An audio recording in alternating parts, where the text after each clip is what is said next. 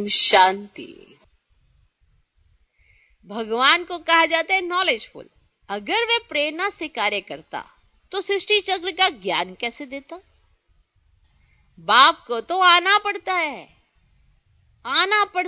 सुनाना पड़ता है, समझाना पड़ता है, पढ़ाना पड़ता है। वो कब होगा? जब उन्हें आना पड़ता है। ऐसे प्रेरणा नहीं कि आप ऐसे ध्यान में बैठे तो वो प्रेरणा से आपकी बुद्धि में टचिंग आएगी, क्योंकि आप कैसे प्रेरणा से कैच कर सकते हैं? क्योंकि सबकी बुद्धि तमो प्रधान है।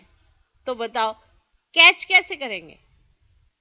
Supreme soul, all mighty authority की बात तमो प्रधान बुद्धि में समझ कैसे आएगी? नहीं आ सकती ना। तो प्रेरणा की तो कोई मतलब ही नहीं है, प्रेरणा का तो कोई रोल ही नहीं है।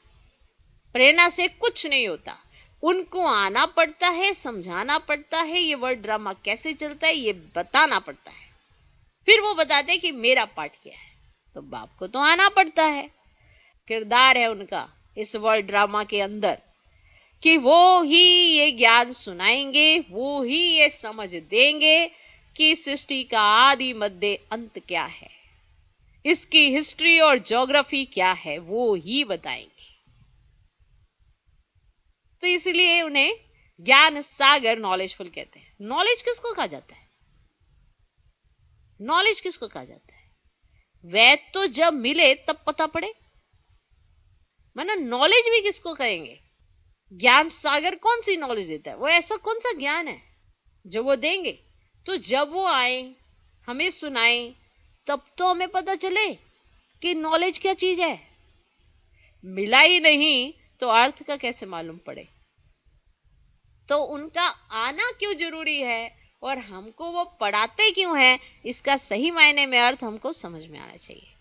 तो ज्ञान देंगे, पर कौन से वाला ज्ञान?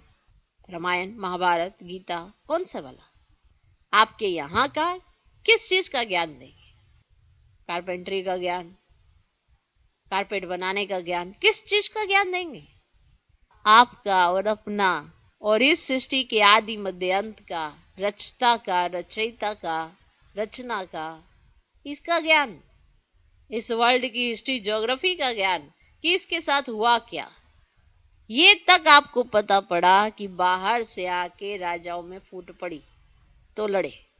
आपको कैसे होगा ज्ञान इसका? आप तो आगे बढ़ गए, आपको तो नहीं पता। आप सोचेंगे इतिहास में लिखा है, पर इतिहास में क्या लिखा है?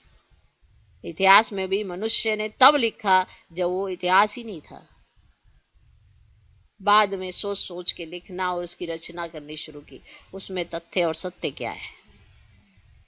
तो जब वो बताएगा जो इस वर्ल्ड ड्रामा का all mighty authority, supreme soul है, परम पिता परमात्मा है, वो बताएंगे कि इसकी हिस्ट्री और ज्योग्राफी क्या है।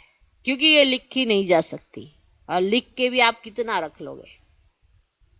जो भी आएगा उसमें चेंज करता जाएगा, कुछ ना कुछ बदलाव होता जाएगा।